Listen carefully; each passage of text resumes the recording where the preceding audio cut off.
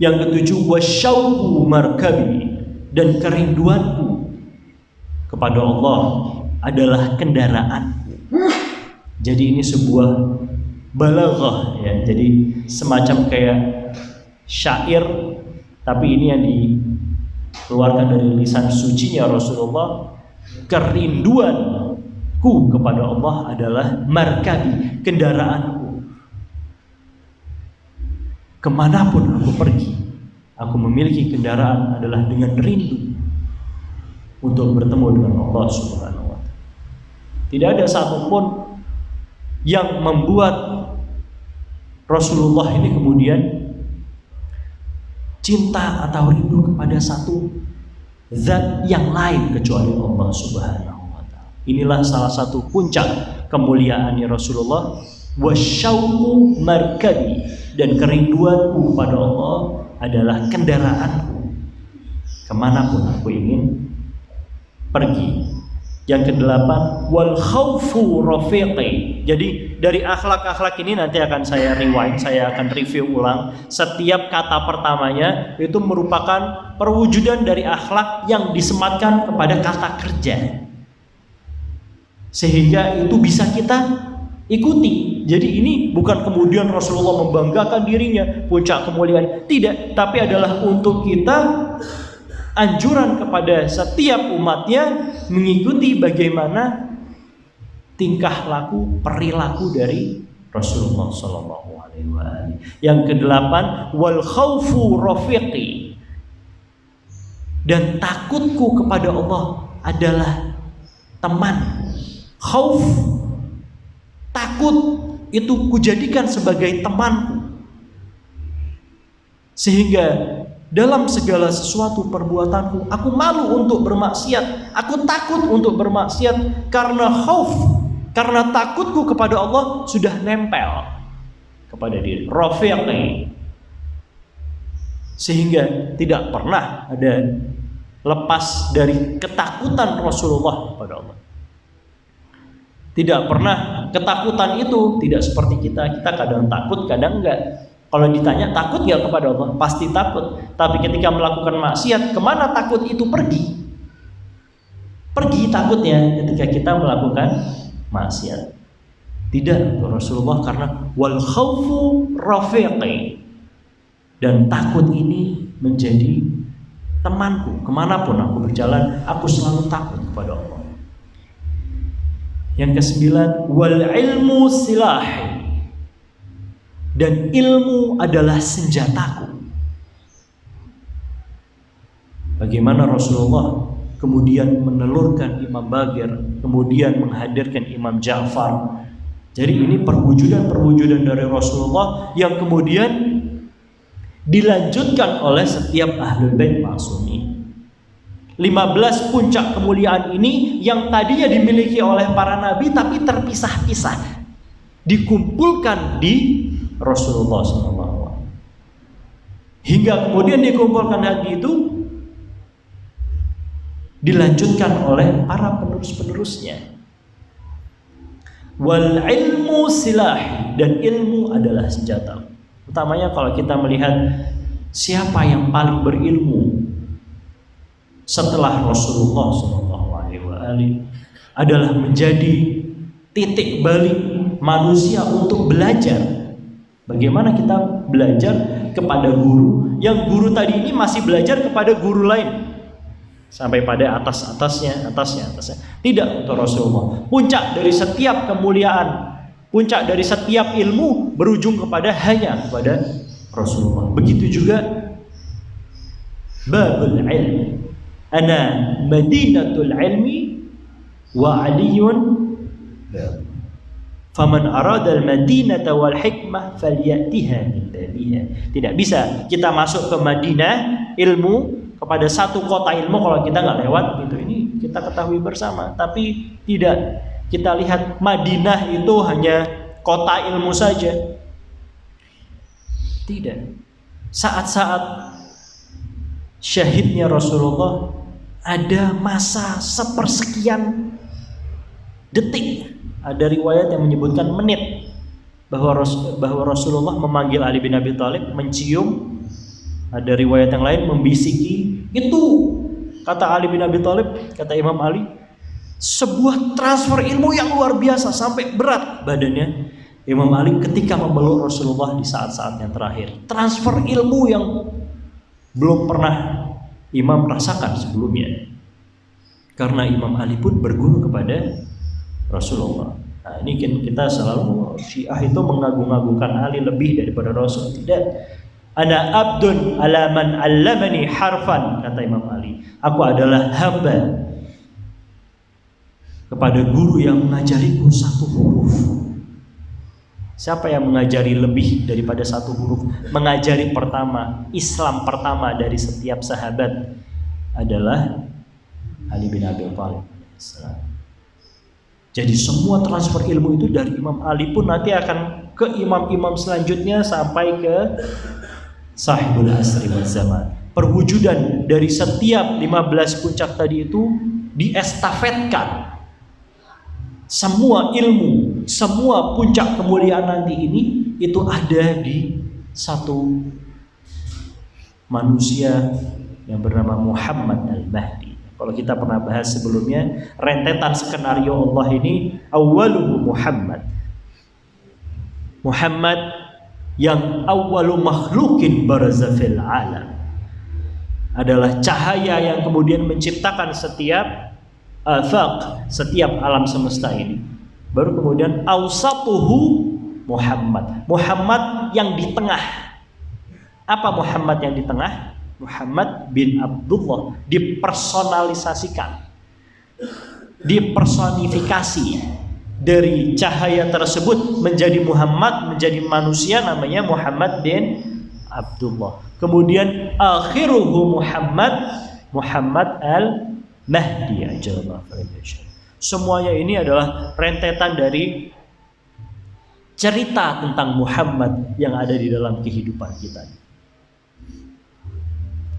Wal ilmu silah, kata Rasulullah, dan ilmu adalah senjataku untuk melawan setiap orang yang jahil.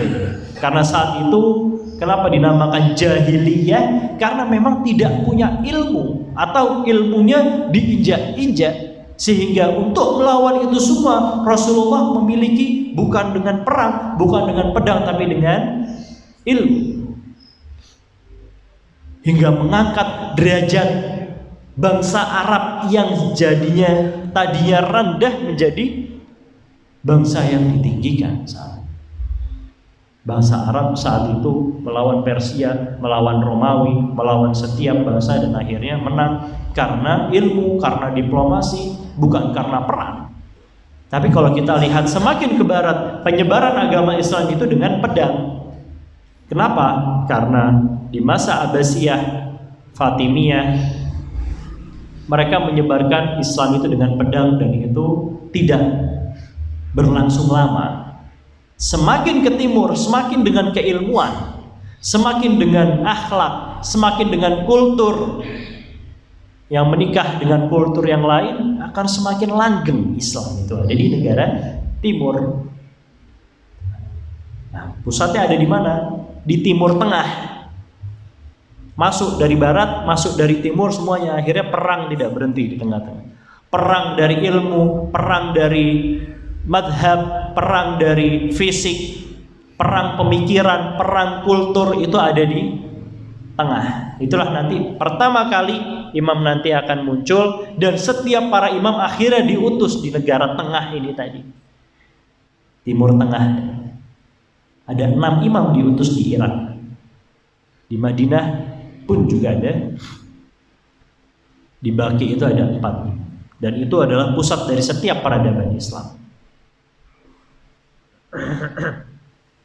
10. Wal hilmu sahibi. Apa hilm? Hilm ini adalah sabar, dan kesabaran adalah sahib, adalah sahabatku. Untuk mendapatkan musibah, ketika mendapatkan hal-hal yang tidak sesuai seperti yang kita inginkan, maka diperlukan adanya kesabaran. Apakah Rasulullah kemudian mendapatkan semua sesuatu seperti yang diinginkan oleh Rasulullah? Tidak. Semua yang didapat oleh Rasulullah adalah cobaan demi cobaan. untuk kita kemudian apa? Liyabluwakum ayyukum ahsan. Bukan aktsaru amala, tapi ahsanu amala. Untuk kita ini diayak. Kalau tukang pakai pasir itu kenapa masih diayak? Karena dipilah untuk mendapatkan kualitas pasir yang paling bagus. Jangan sampai ada batu-batunya. Nah, kita ini dalam proses liyabluwakum ayyukum ahsanu amala. Sudah selesai, Anda sudah ahsan, apa? Mati, selesai. Apalagi yang kita harapkan ketika kita sudah mendapatkan hal-hal yang baik. Kata Imam Ali Zainal Abidin, sungguh manusia ini dalam keadaan yang terhimpit. Setiap hari, setiap esok ketika melakukan kebaikan mereka dihisab, dan ketika melakukan keburukan mereka disiksa. Apa enaknya manusia ini, kata Imam Ali Zainal Abidin. Ketika kita melakukan kebaikan masih dihisab. Benar Anda melakukan kebaikan, dihisab dulu. Sampai hisab itu banyak ulama-ulama, kalau kita kemarin ziarah ke Imam Ali bin Musa Ar-Ridha, ada satu ayatullah yang ngasih kita wejangan bahwa ada satu ayatullah, jadi ada dua ayatullah, satu Burujurdi, ayatullah Burujurdi, dan ayatullah Syekh Taqi Bahjat, ayatullah Taqi Bahjat. Dua ini mencapai makom ma'rifat atau makam, kalau kita ngomongnya di sini orang kasyaf, orang wali, orang yang tinggi ma'rifatnya. Dan mereka satu sama lain berjanji, kalau kita ada yang mati duluan, kalau kita ada yang meninggal duluan, maka wajib dari salah satu dari kita untuk ngasih tahu bagaimana tentang alam kematian ini. Karena tingkat makrifatnya yang begitu tinggi, mereka bisa ngelihat. Jadi orang yang sudah kita tahu sudah mencapai level mukmin terendah itu seorang mukmin, dan kita lihat Ayatullah Taqi Bahjat dengan semua kekuatan supranaturalnya, mereka berjanji, dua orang ini, kalau kita meninggal duluan, salah satu dari kita harus menceritakan bagaimana sih proses hisab ini. Akhirnya kemudian yang meninggal Ayatullah Burujurdi dulu. Kemudian Ayatullah Syekh Taqi Bahjat cari dalam tahlilnya, dalam takziahnya, sampai berhari-hari setelah, seminggu setelah meninggalnya Ayatullah ini, Burujurdi, sahabat dari Syekh Taqi Bahjat, baru kemudian bertemu di kuburan, di dalam ziarahnya, dalam takziahnya.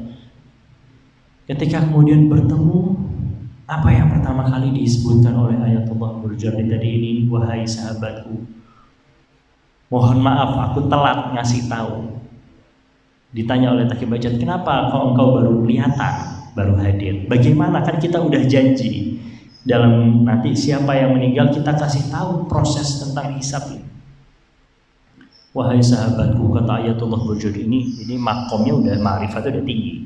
Kalau kita lihat udah marja, udah semua level dalam proses tathir itu. Apa kata Ayatullah ini? Wallah, demi Allah tidak pernah aku dapatkan pertanyaan sesulit ini di dalam kehidupan kita. Gak pernah. Sampai sekarang ini aku belum selesai menyelesaikan pertanyaan-pertanyaan yang begitu luar biasa atas hisab. Semua pertanyaanku selama di dunia ini belum selesai sampai sekarang ini. Tapi asal kau ketahui, ada satu cahaya datang kepadaku, dan dia ngasih tahu aku adalah orang yang diziarahi selama 36 kali dalam hidupnya manusia ini. Siapa cahaya itu? Imam Ali bin Musa Ar-Ridha. Jadi Sultanan Ru'uf, Anisan Nufus, julukannya dari Imam Ali bin Musa Ar-Ridha ini. Janjinya Imam Ali bin Musa Ar-Ridha dan setiap para ahlul bait, barang siapa yang menziarahi mereka satu kali, maka dia akan datang untuk membantu setiap pertanyaan-pertanyaan yang ada di dalam kuburan nanti. Dan aku akan menyelesaikan setiap pertanyaan, hisab apapun yang dibutuhkan untuk dijawab oleh manusia ini.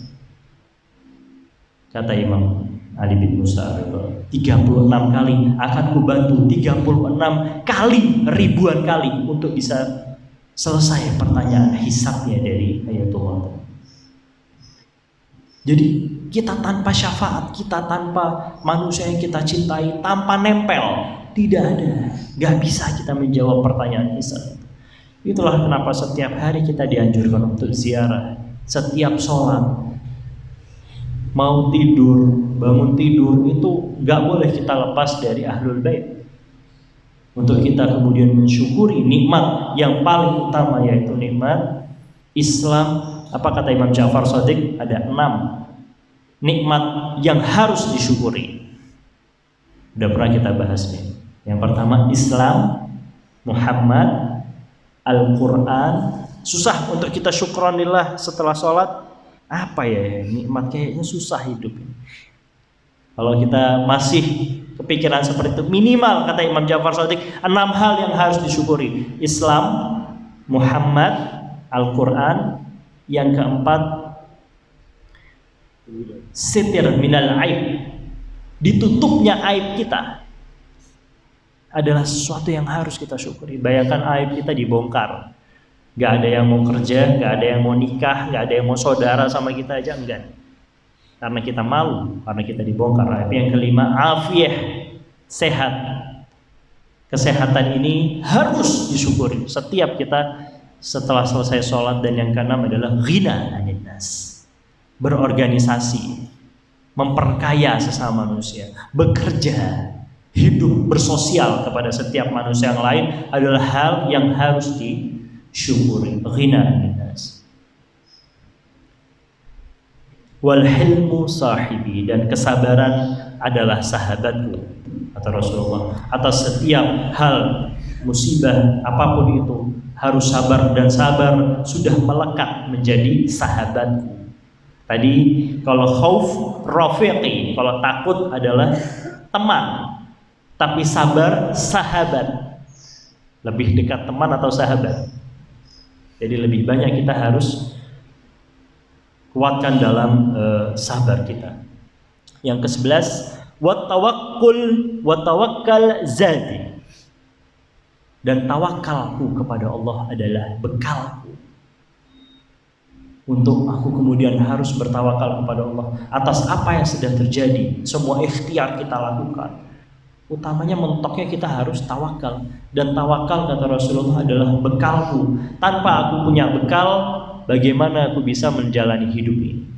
Untuk bisa, jadi kata-kata yang subhanallah ini nyambung, nanti akan kita review. Wa tawakkul zadi, dan tawakal kepada Allah adalah bekalku. Yang ke-12, wal qanaah kunuzi, dan qanaah, rasa cukup, adalah harta karunku. Nah ini susah untuk kita ketika ditanya apa harta karunmu, rasa cukup, kata Rasulullah. Bagaimana engkau melihat dirimu ini kaya, sukses, Anda bisa dalam keadaan yang luar biasa, sukses, bahagia, senang? Apa indikatornya? Qanaah, katanya Rasulullah. Untuk kita bisa mendapatkan kebahagiaan dunia dan akhirat, untuk kita bisa mendapatkan harta karun, maka diperlukan namanya sebuah predikat atau kata kerja, qanaah. Untuk kita terus-menerus rasa cukup. Karena manusia ini sebenarnya, dunia ini cukup untuk kebutuhan manusia. Tidak ada satu manusia yang mati kelaparan. Yang ada adalah manusia yang ingin sesuatu yang tidak ada habisnya. Keinginan dengan kebutuhan itu seringkali digabung antara kita ingin sesuatu dan kita butuh kepada sesuatu.